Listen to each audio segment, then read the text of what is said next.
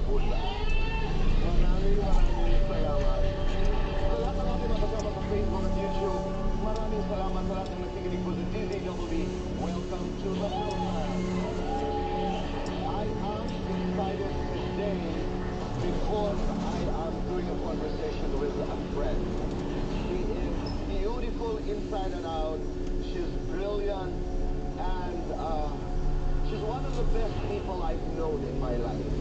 Naisay Kapuso, please welcome the one and the only Iza Calzado.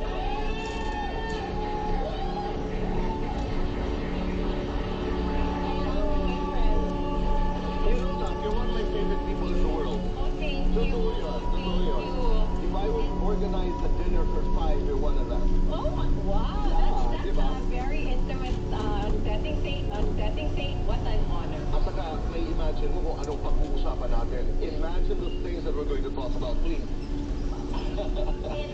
Limitless possibilities. That would be the longest dinner. Kumusta? Mabuti. Ito, I think it's been more than a year since nakapatong ako dito sa stage ko at nakakonect with you. Pero bago nun, pwede bang bumati muna? Hello, mga kapuso. Sala. Tama ba yung... Sorry to make me agad na chikahan with you kasi ang sarap na I lang know, 1 year ago, ako huling nakapatong. Is that correct? Oo, nakapatong sa stage. Ako talaga nag-iisip ako ng nakapatong. Tama bang pumanap? Nakatapa. Nakatungtong.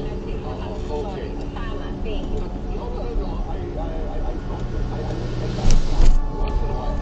This is a happy space. This is a safe space for me. People would say, ikaw ba yung nervyos pag nag-uumpisa ang fast talk? Oo nga. Hindi. Hindi na. This is my favorite. Oh, naman. I mean, we went through the worst jitters. Pero may papagkakat, alam ko na. Yeah. Ang nervyos, ang jitters can fuel a certain kind of energy. Yes, actually, they say that anxiety and excitement are just similar. So, negative or anxiety, but excitement is a positive take on it. Okay. I'll just build upon this.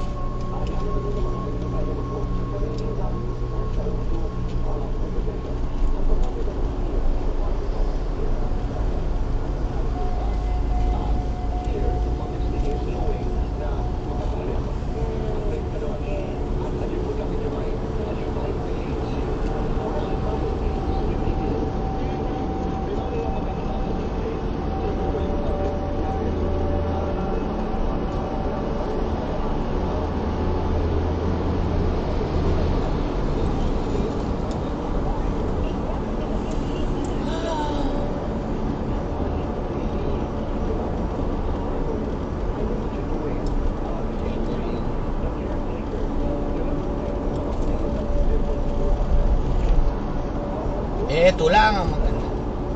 Kanina maulan.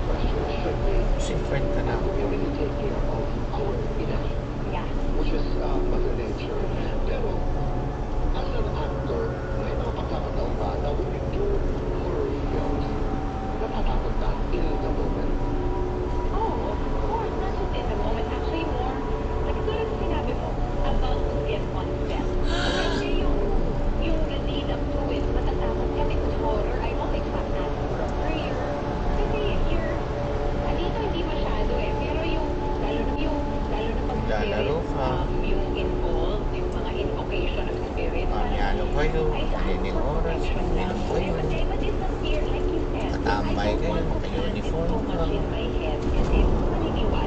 uniform, ayan nga, yan may.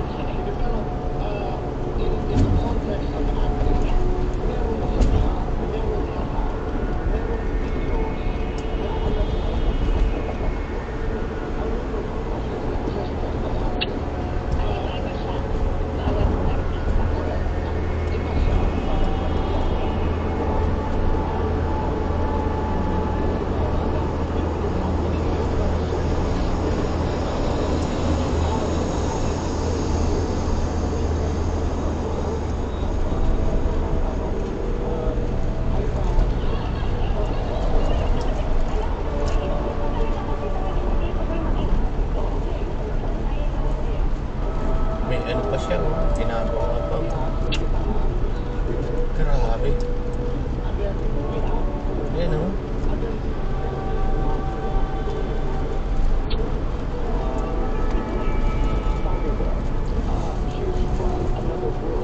Okay, give me a scenario. Another world and ito caretaker to ito panong bahay to and then Nagkwentuhan tayo, nag-recognize na meron pala isang ina na nag-aalaga ng kanyang anak na para sa nai-istorbo dahil hindi makapagpahinga ang kanyang anak. Okay? Dahil may wala tayong alam-alam, 4, 3, 2, 1, amin na option.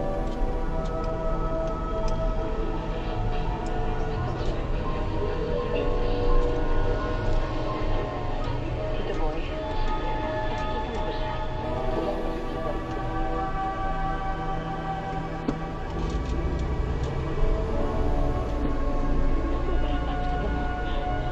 Wala.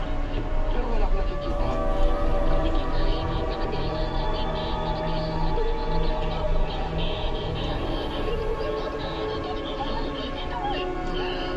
But, kung hindi mo totohanan yun, nakakatakot ka. So, yeah, it's Isa. I can. Am I allowed to? Yeah. So yes, in 2019, I lost my mother. She died by suicide. And wow, I didn't realize it would carry that weight still. But yeah, I don't say it proudly. I don't want to attach anything to it except truth. When and grief, of course. That's the only thing I attach to it. No longer shame nor fear. No longer anything worry. You know? At the time, siyempre the worry was, what if? What if my path? Like, how does that affect me? But now it's